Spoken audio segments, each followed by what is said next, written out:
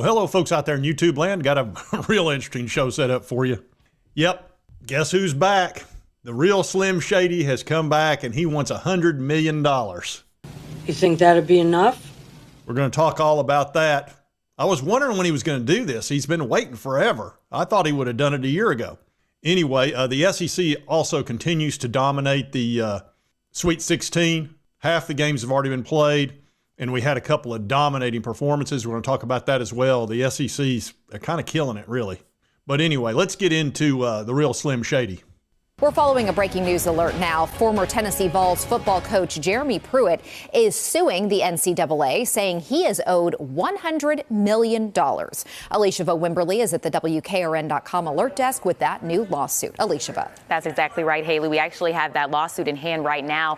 Jeremy Pruitt was fired from the University of Tennessee back in 2019 following allegations that he improperly paid some of his players. Now in this new lawsuit, Pruitt claims the university conspired with the NCAA to make him the, quote, sacrificial lamb for conduct that had been happening long before he arrived at the school. The lawsuit goes on to claim the NCAA allowed Tennessee to investigate itself and find wrongdoing, thus allowing the school to end Pruitt's contract early, saving the university millions of dollars. The lawsuit was filed in Alabama, where Pruitt now lives. The University of Tennessee has not responded to the lawsuit. For breaking news around the clock, head to WKRN.com. Yeah, so Jeremy wants $100 million from the NCAA for collusion between Tennessee and the NCAA. I don't know if you've noticed, but Tennessee and the NCAA don't get along so well. Now, Tennessee did cooperate because they were shocked at what they had found. And there were so many violations, it was crazy. Allegedly. According to the reports. And Pruitt wanted to settle with Tennessee and get his buyout, which would have been $13 million bucks. And he sent a letter letting them know that if they didn't give him his money, there was going to be hell to pay. Here's one key threat in a blunt letter to UT. If Coach Pruitt is forced to file a lawsuit, it is inevitable that this information will become public, embarrass UT and those associated with it, including its largest donors, and result in debilitating NCAA sanctions. Lawyers for former head football coach Jeremy Pruitt sent that letter to the university earlier this month, and 10 News reporter Caitlin Keenahan joins us to break down more of the claims. Caitlin? Thanks, John. Former UT football head coach Jeremy Pruitt was fired with cause. Therefore, UT says it didn't have to pay him the $12 million buyout. But now he's back, and he believes his dismissal was illegal. Oh, yeah. So it was give me my money or you're going to pay a heavy price in another way. I'll turn over everything that I've ever seen. And I'll tell you what Tennessee chose. They chose or else. They said, bring it.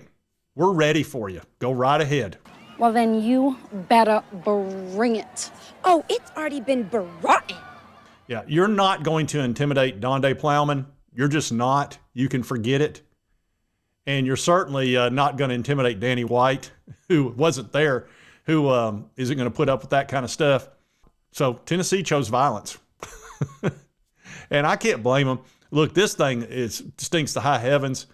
You know, he overplayed his hands. He was doing some things he shouldn't have been doing. And some of the most egregious things that he did was just paying the player straight up, according to reports. And this was reported by CBS Sports. It says 2 players who later enrolled at Tennessee received direct payment from either Pruitt or his wife. One player's family received $7,600 to pay down payments on a car or rental property, along with $500 a month for a car payment on at least 25 occasions. Another player's mother told Pruitt that she could not pay for a needed medical procedure due to the existing medical debt. Pruitt gave $3,000 to use on medical bills and $300 additionally to help pay for gas. And the players that got that money, every game they played in had to be vacated. Take note of that, Michigan. Vacated. You may be seeing a whole lot of that coming your way. It's got to be America's team. But anyway, at least some of the money went for medical bills. You know, look.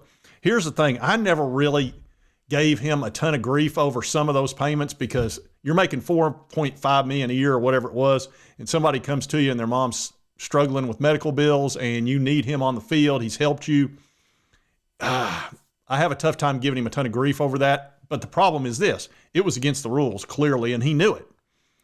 So if this is what he did, F around and find out. And that's exactly what happened, and he lost out on a $12 million or $13 million buyout that he would have been due had he been fired without cause. But they fired him with cause, so they didn't have to pay him anything. And they have no intentions of paying him anything, period.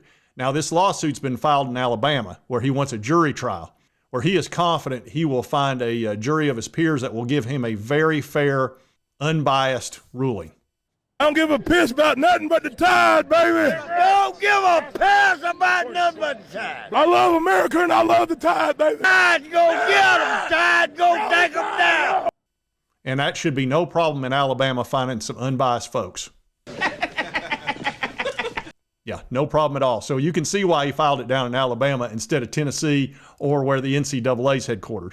So anyway, we'll see if he gets his $100 million. So it's funny. There was a coach who got fired and got a big show cause who worked at Tennessee. You know what his name was? Bruce Pearl.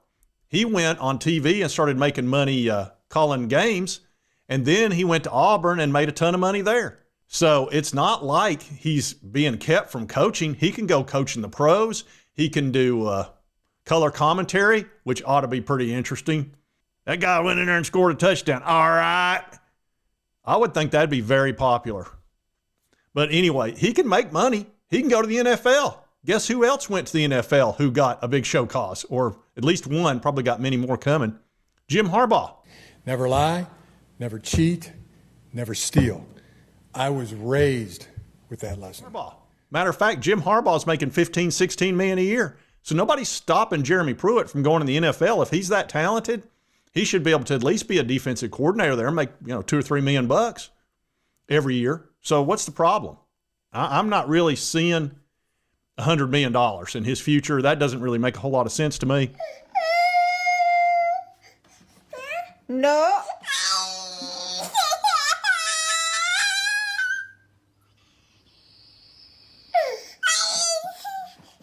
No.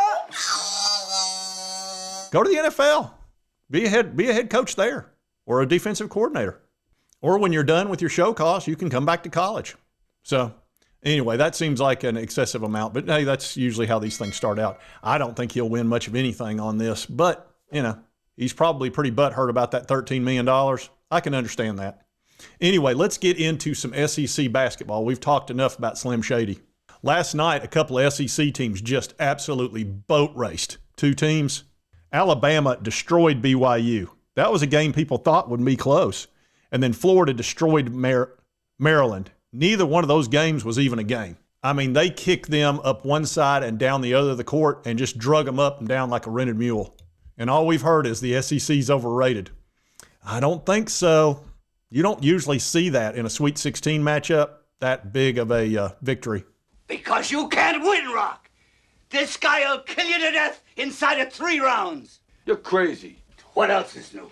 Duke beat Arizona by 7, and then, number 10, Arkansas. I thought they were going to win that game against Texas Tech. They jumped out to a big lead, wound up losing by 2.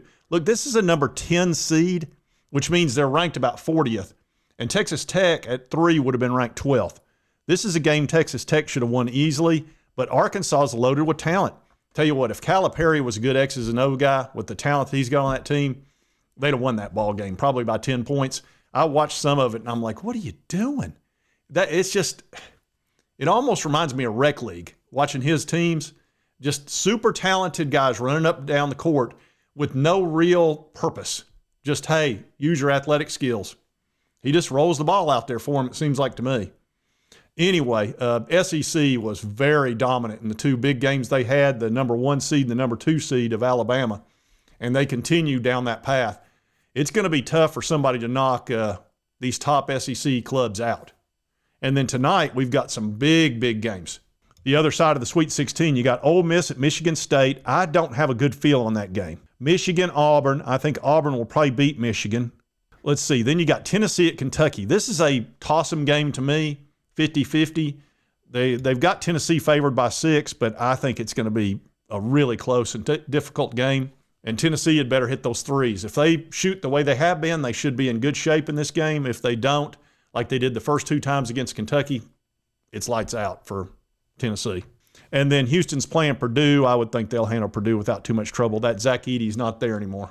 So I would think SEC will probably have half of the Elite Eight, if I had to guess, and then probably wind up with at least 2 of the Final Four. Maybe, wouldn't it be weird if they had 3? That would be complete domination. But we'll see how that plays out. But anyway, I did want to cover these stories.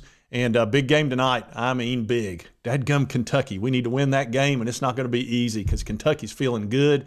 Coming in there having beaten Tennessee twice. Shoo.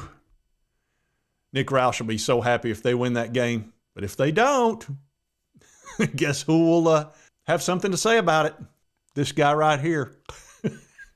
Anyway, if you like this content, be sure to hit that like button. Let's continue to cover all these big college sports stories. All right.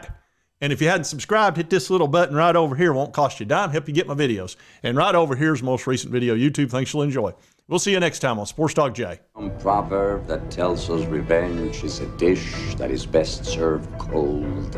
It is very cold in space.